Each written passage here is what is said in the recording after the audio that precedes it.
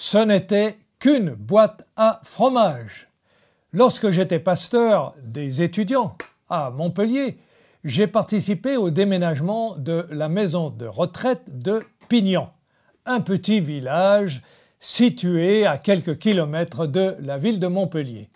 L'ancienne grande maison bourgeoise située dans le village était remplacée par un beau bâtiment spacieux et lumineux. Une révolution pour cette fédération d'églises du sud de la France. Dans le bus, j'ai remarqué qu'une grand-mère avait des larmes aux yeux.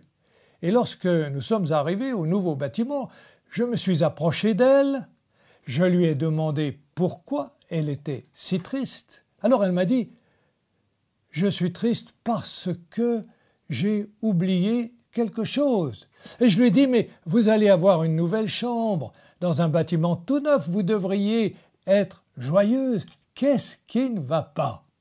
Elle m'a regardé, un peu gênée, puis elle m'a dit en sanglotant « Oui, c'est vrai, mais j'ai oublié ma boîte à fromage. Elle est restée là-bas. Je l'ai oubliée. » Ses pensées étaient toujours dans son ancienne chambre. Elle n'avait pas encore le détachement nécessaire pour faire la comparaison. C'est souvent ce qui se passe pour nous.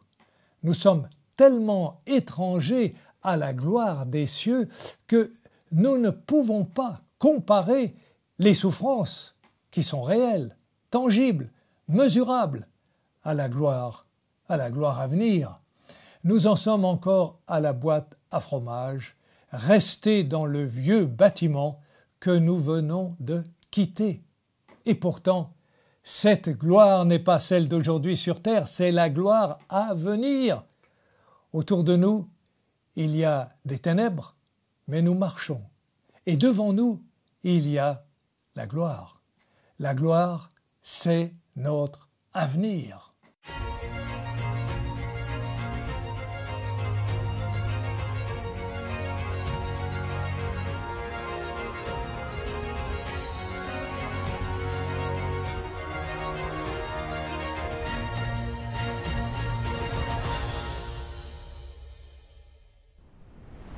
J'estime que les souffrances du temps présent ne sauraient être comparées à la gloire à venir. Voici des mots pleins d'optimisme, et l'auteur, l'apôtre Paul, les a écrits il y a presque 2000 ans. En les lisant, le mot « gloire » ou en grec « doxa » a frappé mon attention. Pourquoi ? Parce que le mot « gloire » signifie éclat, renommée, richesse, importance sociale. C'est la définition du mot grec.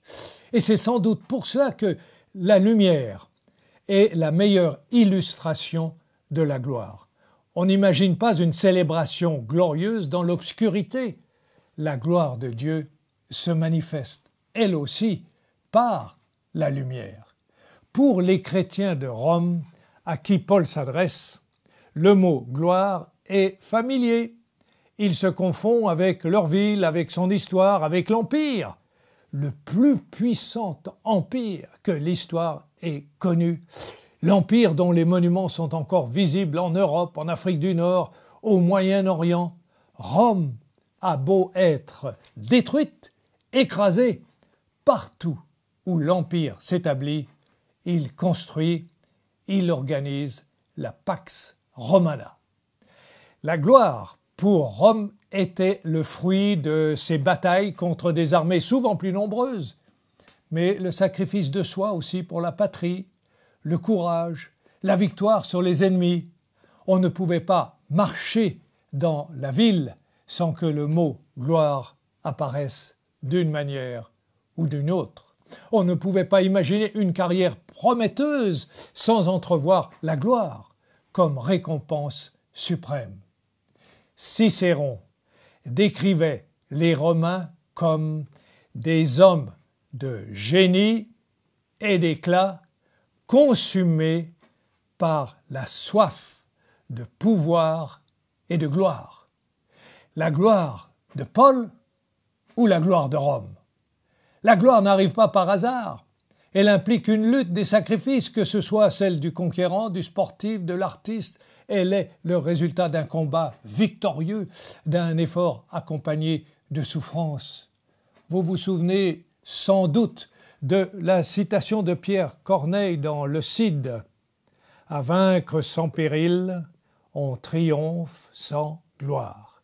Corneille reprend presque à l'identique la formule utilisée par le philosophe stoïcien Sénèque dans l'une de ses lettres à Lucilius sur la providence. Sénèque écrit « Il sait qu'on vainc sans gloire quand on vainc sans péril ». Voilà ce qui me fait aussi penser au célèbre boxeur Mohamed Ali qui haïssait chaque minute d'entraînement, mais qui se disait « N'abandonne pas, souffre maintenant et tu vivras le reste de ta vie comme un champion ». Tous les grands sportifs sont passés par là. Et Paul, qui compare souvent la vie chrétienne avec le combat du sportif, y a sans doute pensé. La médaille d'or ne se gagne pas dans la paresse et l'insouciance. J'estime que les souffrances du temps présent, je cite Paul, pour le disciple et les chrétiens de son temps, la souffrance, elle est inscrite aussi dans le quotidien. Elle surgit à une occasion ou à une autre, et lorsque tout semble aller bien, la voilà qui revient. Les souffrances du temps présent. C'est le virus de son époque. Ce n'est pas une maladie que l'on neutralise avec un vaccin, mais des persécutions qui vont durer des siècles. Et parce que les souffrances sont présentes et actuelles, il faut absolument souligner leur caractère temporaire. Si pour le chrétien, la souffrance est une réalité qu'il doit affronter, sa destinée, ce n'est pas la souffrance, sa destinée, c'est la gloire. Si le présent est marqué par les ténèbres, l'avenir, par contre, est lumineux, glorieux. Mais pourquoi la souffrance? La réponse est claire. La souffrance dont il s'agit a pour cause la persécution. On souffre parce qu'on est fidèle au Christ. Il y a une sorte de logique. Dans sa seconde lettre à Timothée, Paul écrit « Or, tous ceux qui veulent vivre pieusement en Jésus-Christ seront persécutés. » Bien sûr, ce n'est pas très réconfortant. Pourquoi? Parce que nous n'aimons pas souffrir. Nous n'accordons pas à la souffrance un mérite quelconque. La souffrance, elle est mauvaise, qu'elle provienne de l'intolérance, de la maladie ou des accidents de la vie. La souffrance, elle est contraire au plan de Dieu. À son origine, la création ne connaissait pas la souffrance. La souffrance est la conséquence directe du péché. Alors, accuser Dieu de toute la souffrance du monde, c'est comme accuser les victimes de la guerre d'être coupables des conséquences de la guerre. Les souffrances du temps présent portent la signature du mal. Mais voici que s'impose le message de l'Évangile. La souffrance n'aura pas le dernier mot. Pourquoi? Tout simplement parce que nous sommes les héritiers de Dieu, ses enfants. Non seulement nous survivrons, mais plus encore, nous partagerons sa gloire. Paul écrit « L'Esprit lui-même, je cite, rend témoignage à notre esprit que nous sommes enfants de Dieu. Or, si nous sommes enfants, nous sommes aussi héritiers, héritiers de Dieu et co-héritiers de Christ, si toutefois nous souffrons avec lui, afin d'être glorifiés avec lui. Nous marchons dans les ténèbres, l'obscurité a envahi notre monde, mais nous ne lui appartenons pas.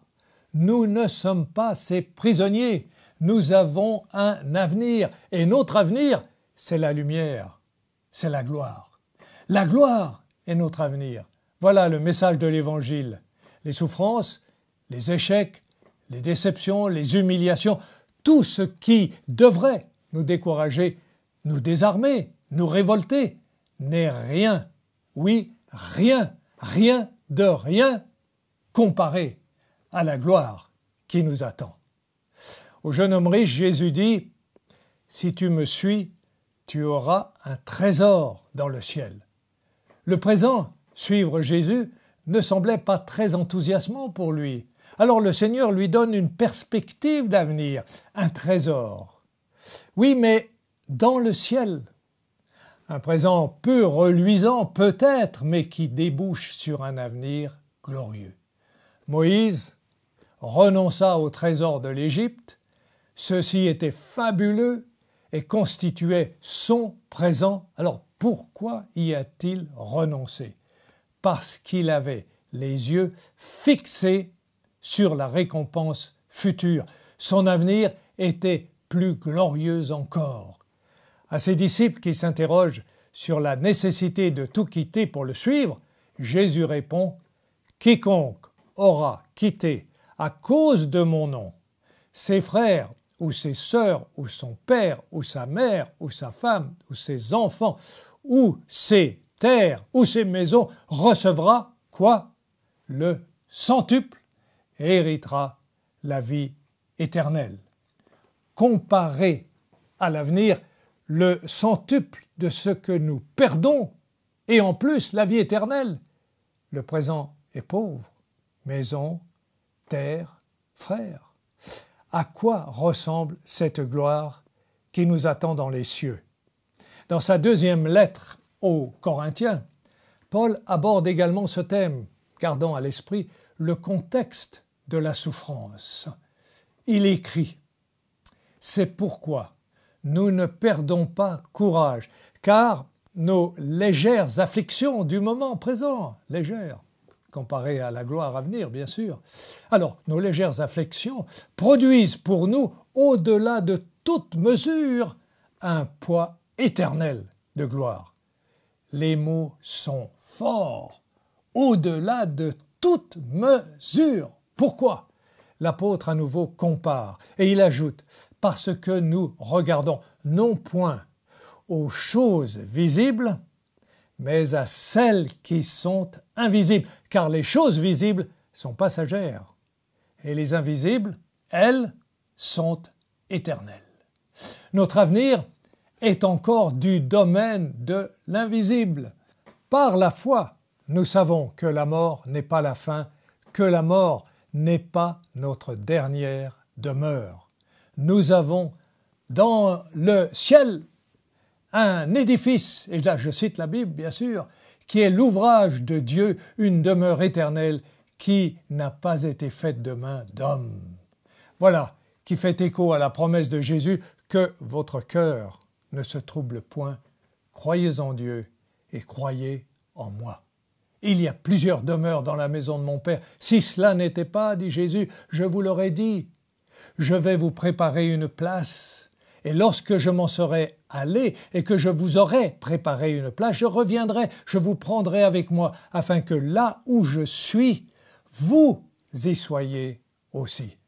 Cela veut dire que même notre imagination la plus fertile est impuissante à nous représenter la réalité de ce qui nous attend dans l'au-delà. Jésus y fait allusion à plusieurs reprises à ses disciples. Il dit « Si vous ne croyez pas, quand je vous ai parlé des choses terrestres, comment croirez-vous quand je vous parlerai des choses célestes ?» Et il ajoute « Personne n'est monté au ciel, si ce n'est celui qui est descendu du ciel, le Fils de l'homme qui est dans le ciel. » Et c'est pourquoi cette gloire vers laquelle nous marchons est indescriptible, inimaginable et j'ajouterais insaisissable. C'est ce que nous dit encore l'apôtre Paul, se référant à sa propre expérience. Il écrit « Je connais un homme en Christ qui fut, il y a 14 ans, ravi jusqu'au 3e ciel. Si ce fut dans son corps, je ne sais. Si ce fut hors de son corps, je ne sais. Dieu le sait. Et je sais que cet homme, si ce fut dans son corps ou sans son corps, je ne le sais. Dieu seul le sait. » Alors, Je sais que cet homme fut enlevé dans le paradis et qu'il entendit des paroles ineffables qu'il n'est pas permis à un homme d'exprimer.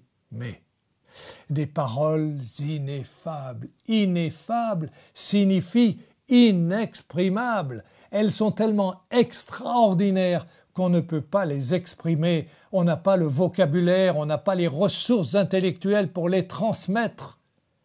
Le langage humain est inadéquat pour décrire la récompense des justes. Pourquoi la gloire qui nous attend est-elle indescriptible? Parce qu'elle échappe à notre entendement. Elle n'est pas le fruit d'une série de science-fiction ni le résultat de notre imagination. Elle est tellement extraordinaire que selon la foi, que seule la foi nous permet de l'approcher. Elle ne nous est accessible que par une révélation. Prenons par exemple la Nouvelle Jérusalem. Elle est décrite dans le chapitre 21 du livre de l'Apocalypse. Elle descend du ciel d'auprès de Dieu, c'est-à-dire de l'endroit où Dieu règne. Elle ne flotte pas entre deux galaxies au gré des tempêtes cosmiques, elle est localisée, déjà prête. C'est en tous les cas ce que le texte nous laisse à penser. La gloire de Dieu l'éclaire. La description des matériaux de la ville prennent toute leur valeur grâce à la puissante lumière de Dieu. Le spectacle est indescriptible. Son éclat est semblable à celui d'une pierre précieuse, d'une pierre de jaspe, transparente comme du cristal. Prenez des pierres précieuses de différentes couleurs et posez-les sur une table. Vous verrez de jolies pierres sans plus, mais posez-les maintenant sur une plaque de verre et placez dessous une source lumineuse. La lumière va traverser les pierres et les couleurs vont irradier. De son côté, l'or va refléter la lumière et lui donner des teintes de toute beauté.